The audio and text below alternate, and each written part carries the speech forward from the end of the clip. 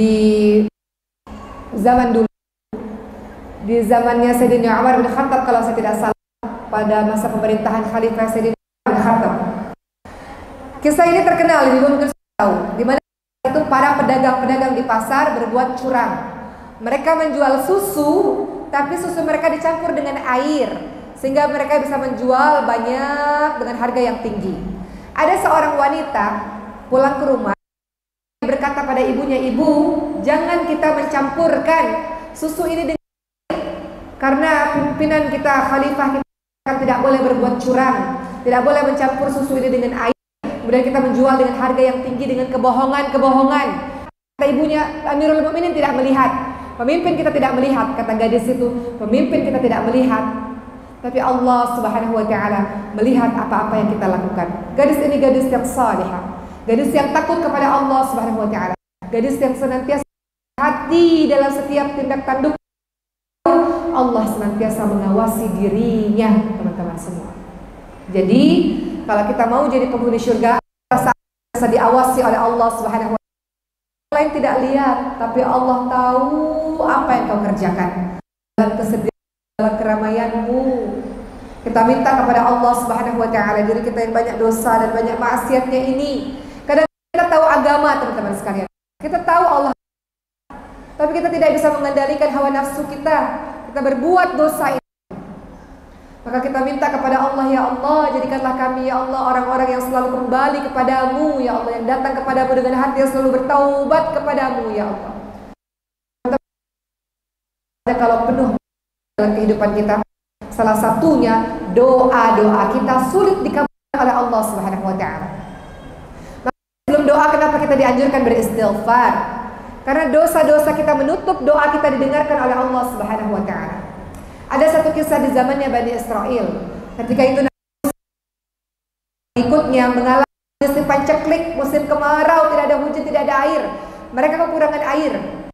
Maka Nabi Musa alaihissalam mengumpulkan seluruh kaumnya di tanah lapang dan berdoa meminta kepada Allah Subhanahu wa ta'ala agar Allah turunkan hujan. Lalu Allah Subhanahu wa ta'ala berbicara kepada Nabi Musa, "Tidak bisa doa kalian dikabulkan, karena di antara puluhan satu ahli maksiat belum bertaubat kepada Allah Subhanahu wa ta'ala. Kamu sulit dikabulkan oleh Allah." Nabi Musa, "Wahai di antara kalian, siapa di antara kalian ahli maksiat, keluar dari kelompok ini, karena sebab dirimulah doa-doa kita semua tidak dikabulkan oleh Allah." Apa yang terjadi kemudian?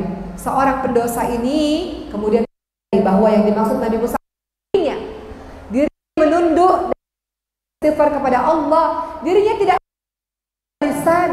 Kalau dia meninggalkan barisan, betapa malunya dia. Orang tahu bahwa dia maksiat, maka dia meminta kepada Allah dengan istighfarnya, dengan badan yang bergetar, dengan kesungguhan hatinya, "Ya Allah, sang pendosa yang dimaksud oleh Nabi Musa itu, ya Allah. Namun betapa malunya diriku kalau aku keluar dari bahwa akulah pendosa itu. Ya Allah, ampunilah dosaku, ya Allah. Astagfirullahaladzim, ampuni dosaku, ya Allah, ampuni, ya Allah." Ini dalam kesendiriannya di tengah-tengah keramaian, dia minta ampun kepada Allah Subhanahu wa ta'ala. Tiba-tiba Allah Subhanahu wa ta'ala berbicara kepada Nabi Musa alaihissalam dengan mengatakan, "Hamba itu telah bertaubat kepadaku, maka akan aku turunkan hujan untuk kalian." Kata Nabi Musa, "Siapa ya Allah? Siapa orang yang bertaubat ini, Allah?" Kata Allah, "Orang yang telah bertaubat kepadaku dan tidak perlu orang lain." Kita bertaubat kepada Allah Subhanahu wa ta'ala, hanya Allah. Tidak perlu kita menjelaskan doa kita kepada orang, teman-teman. Allah sudah menutupi aib, menutupi dosa maksiat kita. Allah Ar-Rahman Ar-Rahim, ya Allah.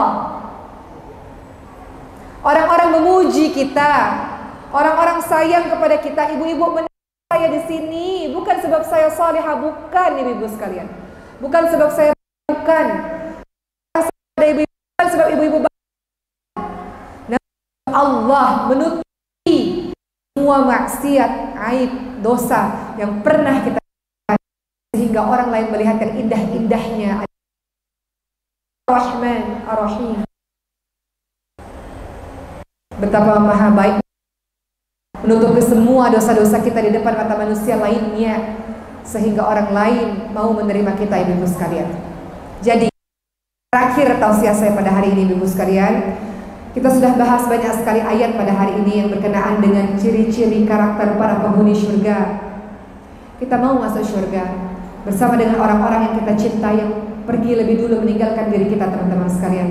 Namun surga tidak mudah untuk kita datang ke dalamnya. Ada perjuangan, ada kesabaran yang harus kita lakukan dalam kehidupan kita. Kesabaran dalam melakukan ketaatan, kesabaran dalam meninggalkan kemaksiatan, dan kesabaran dalam menjalani semua ujian yang silih berganti. Maka dengan sabar itu, insya Allah para malaikat kita di pintu-pintu surga, dan malaikat akan mengatakan salamun, mengucapkan salam sejahtera, kedamaian untuk kita semua. Siapa itu orang yang ketika di dunia mereka sabar untuk jadi orang yang sabar dalam meninggalkan mereka.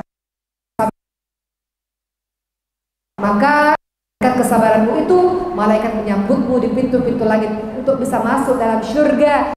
Kau kekal di dalamnya selama-lamanya, insya Allah.